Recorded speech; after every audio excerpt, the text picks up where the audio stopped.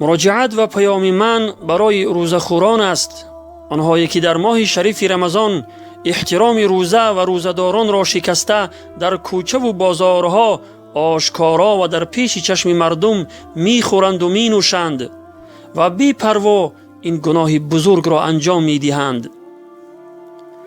برادر و خواهر عزیز، بشنو از من پیام خدا و آفریدگارت را که درباره روزه ماه رمضان به تو چی میفرماید. الله متعال در کلام پاکش برای ما و شما میفرماید: استعیذ بالله یا ایها الذین آمنوا کتب علیکم الصیام کما کتب علی الذین من قبلکم لعلکم تتقون. یعنی ای کسانی که ایمان آورده اید، روزه بر شما فرض شده است همان گونه که بر کسانی که پیش از شما بودند فرض شده بود تا پرهیزگار شوید. سوره بقره آیت 183. روزه ماه شریف رمضان سومین رکن اسلام و فرض عین است بر هر یک فرد مسلمانی عاقل و بالغ. پس اگر شخص روزه ندارد، از دو حالت خالی نیست. یکی از جهت جهد و انکار روزه ندارد، یعنی فرض بودن روزه را قبول نداشته باشد و گرفتن روزه را ضروری نداند، و دیگر از جهت تنبلی و سستی روزه ندارد. در صورت اول، یعنی اگر از جهت جهد و انکار روزه ندارد و فرض بودن روزه را قبول نداشته باشد، چون این شخص به اتفاق تمام فقها و مجتهدین اهل سنت کافر و از دایره اسلام خارج است، اگرچه نماز بخواند و دیگر اعمال اسلامی را انجام دهد. در صورت دوم، یعنی اگر از جهت تنبلی و سستی روزه ندارد، در حالی که فرض بودن روزه را قبول دارد و آن را ضروری می داند، چون این شخص در یک خطر بزرگ قرار دارد، ولی از دایره اسلام خارج نمی شود و او را حکم به کفر کرده نمی شود، بلکه او فاسق و مرتکب گناه کبیره است. بر او لازم است که از این گناه بزرگ که ترک روزه ماه شریف رمضان و شکستن سومین رکن اسلام است، توبه نصوح کرده به سوی خداوند بازگردد. این گونه مردم چنانند که اگر به یکی از آنها گفته شود که چرا روزه نمی داری، می گویند که تو به من چه کار داری؟ خودت را دان، گوری من جدا و گوری تو جدا. یا بهانه جویی کرده می گویند که من بیمار هستم، یا همین طور می گویند که روزه گرفته نمی توانم. همه اینها دلالت بر آن می کند که این گونه مردم از تعلیمات اسلامی خیلی دور مانده اند، که گناه بودن روزه خوری را احساس نمی کنند، چون که عظمت و بزرگی گناه روزه خوری در دلهایشان جای نگرفته است. اگر این برادران و خواهران ما از آن وعیدهایی که پیامبر خدا صلی الله علیه و سلم برای روزخوران بیان کرده اند خبردار می بودند و چگونگی عذاب دردناک روزخوران را درک می کردند، هرگز روزه را ترک نمی کردند و این گونه بی‌پروایانه گناه بزرگ را در پیش چشم مردم انجام نمی دادند. برادر و خواهر عزیز، بشنو از من حدیثی را که پیامبر خدا صلی الله علیه و سلم در آن عذاب دردناک روزخوران را ذکر کرده وعید سخت بیان فرموده اند.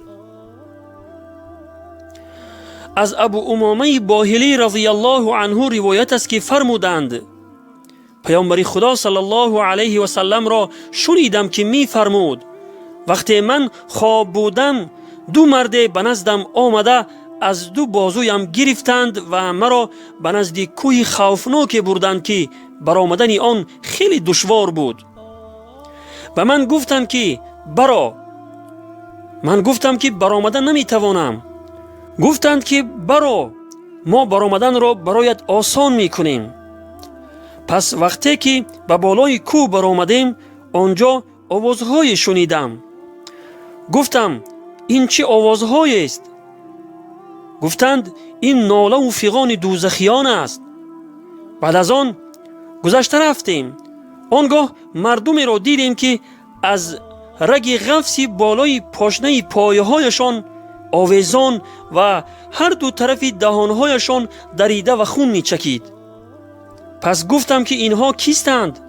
گفتند اینها مردمی هستند که پیش از فرارسیدن وقت افطار می کردند. به روایت ابن حبان و ابن خزیمه.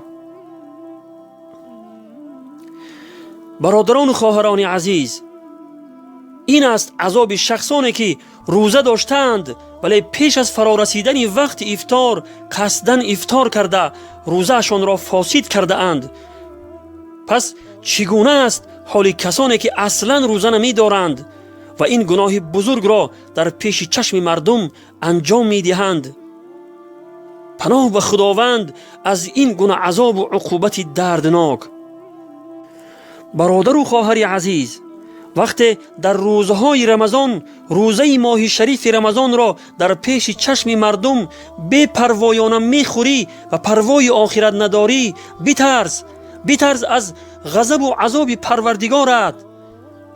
پیش از آن که غضب و عذاب پروردگار دامنگیرت شود و پیش از آن که مرگ به سراغت بیاید و تمام خوشی‌های زندگیت را برهم زند، به سوی خداوند بازگرد و توبه کن، چون که در این دنیا عمل هست ولی جزا و حساب نیست، اما در آخرت جزا و حساب است ولی عمل نیست. بدان و آگاه باش که شخصی اگر توبه کرده به سوی خداوند بازگردد، خداوند مهربان توبه اش را میپذیرد، و شخصی که یک وجب به سوی خداوند قریب می شود، خداوند مهربان به سوی او یک ذراع نزدیک می شود و خداوند بی نهایت مهربان است و دروازه توبه اش همیشه باز است.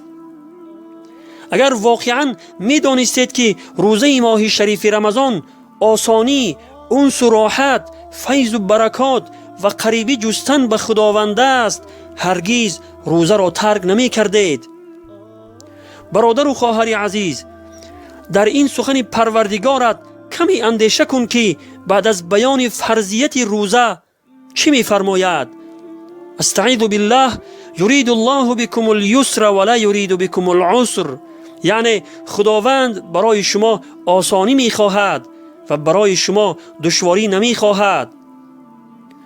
و بعد از این در آخر آیت می فرماید استعیذ بالله ولعلکم تشکرون، یعنی و باشد که شکرگزاری کنید.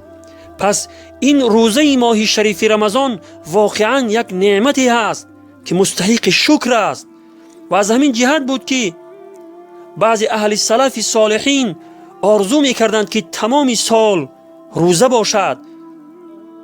خداوند همه ما را توفیق داشتن روزه را نصیب و روزی بگرداند و همه ما را برای صراط المستقیم هدایت فرماید.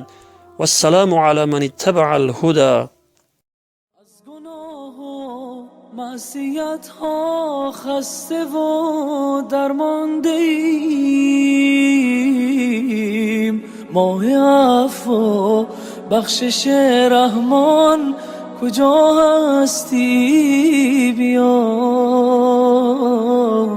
ما همه مشتاق هر لحظه ز شبهای توییم. ای فضیلت های بی پایان کجا هستی؟ در فراقت همچو مرغی ناله ها سر دادیم، ما چو شمعی